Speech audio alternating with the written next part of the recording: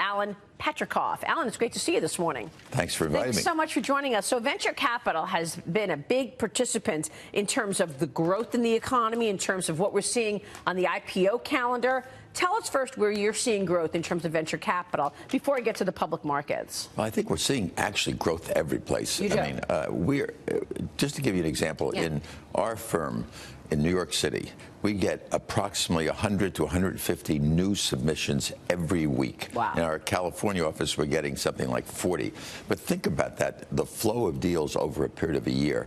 And it's happening that way all over the country. Why do you think that is, Alan? Do people see a new optimism in terms of now looking to raise money now? Are the ideas different, more plentiful? Why do you think that is? Honestly, I think there's an entrepreneurial surge going on in this country that if you go to a business school, which I do very often and make talks, and you say, how many people are going to start your own business? 90% of the class is about to start a business. Why? They haven't got a great concept. They just are very excited about what they see the last guy did, and someone they know who graduated 3 years ago and has now got to, raise $50 million, and they just assume they can do it. And I love this. Yeah, I love this entrepreneurial surge that you're talking about. And it's across the board. What have you seen in terms of exciting new deals? Well, what's getting you excited? We recently invested in a company called iCertis, which is taking a very basic service, which is managing people's contracts. Who ever thought of all the contracts we have sitting in drawers that are now also being digitized, that people would want to have access to and be able to compare for the last 10 years. And it's a huge problem for big companies and small companies. We went into a company recently in the osmosis, which is doing it's very much like a Khan Academy for the medical profession, pre-med, med, residents. Is this interns. Wondery? No, that's okay. Wondery's also. I've gotten very interested in the whole podcast world because I think podcast is the new media, really. It's prosaic because it's audio, and we all have been listening to Audible, which, by the way, I was a participant in the start of that in the early 90s. Which has done fabulous. But podcasts now, I'm sure you're listening to podcasts. Yeah. I'm listening to it. We have the two hottest podcasts, Dirty John and Dr. Death, which are number 1 and 2 on the podcast hit parade. Yeah, you say podcasts are the bright stars of the media industry right now. Are you thinking that this company, the podcast company Wondery, you're invested in it? Does it eventually go public? When I started Greycroft, I'm sorry to go back, but I built a very big company called Apex, which was huge. And in 2006, I decided Act 2, I'd start and go back to my roots and start in small companies again. And I started, and one of the basic theses was, based on what I'd seen, is everyone doesn't have an IPO in their future, which is the answer to your question.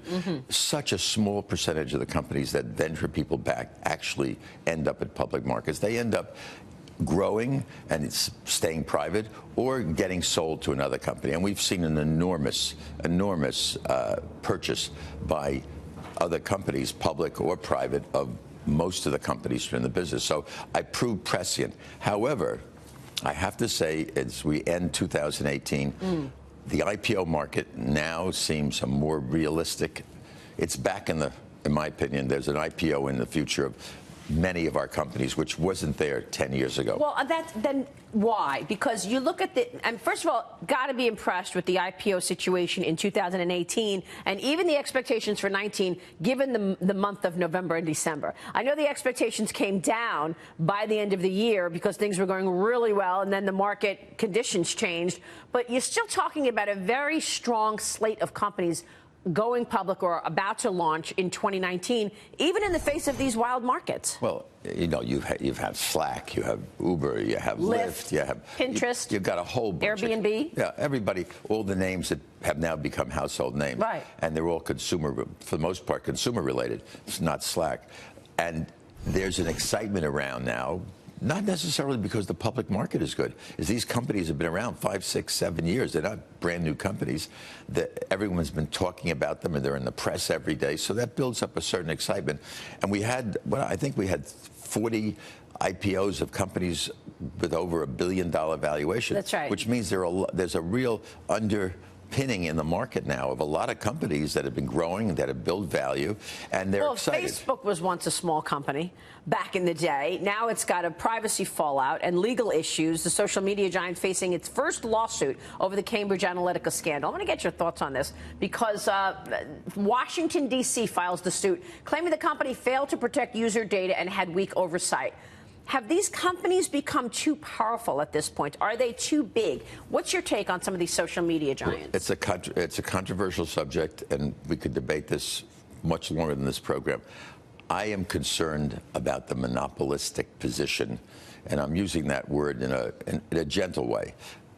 Facebook, Google, Amazon are very large companies. They control an enormous amount of spending, of advertising, of search. You're talking about, I think between Facebook and Google, you've got 65–70% of the online advertising goes through that. Well, and Google controls 90% of search. Should these companies be regulated differently? Well, I think we should be concerned, and we've got to figure out whether they are companies that are gotten to a position where they may just be too big. When I heard last week that Amazon this year will sell $4.5 billion of advertising, I didn't even know Amazon was in the advertising business. You're right. I mean, to me, it's a direct-to-consumer play. And the big thing about the word monopoly, in our history, monopolies were companies that charged too much and could get away with it because you didn't have alternative. Yeah. Now we have these quasi-monopolies that are lowering prices, giving you faster delivery, the consumer's benefiting. Well, not for search, right? Google is 90% of search. So there's a monopolistic situation. What's your average valuation of the company that you look at? When at the stage we look at? Yeah, at the stage in venture capital.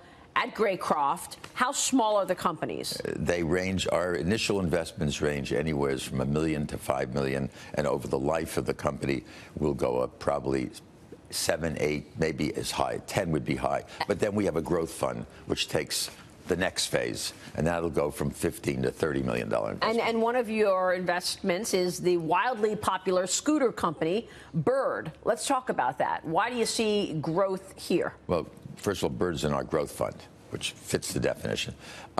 We think that the last mile problem is a very exciting problem. I mean, we're seeing it all over the country today with bikes, and scooters are, I mean, it's an exciting. Have you been on a scooter yet? Yeah, I have. Yeah, I like scooters. Everybody loves scooters. Yeah. I mean, no matter where you go. What not to love? Yeah, I mean, it's a fun experience. As much as you may hear about the 1 or 2 accidents, it's really been a relatively safe business, and it's answering the needs of if you're going to go from 47th Street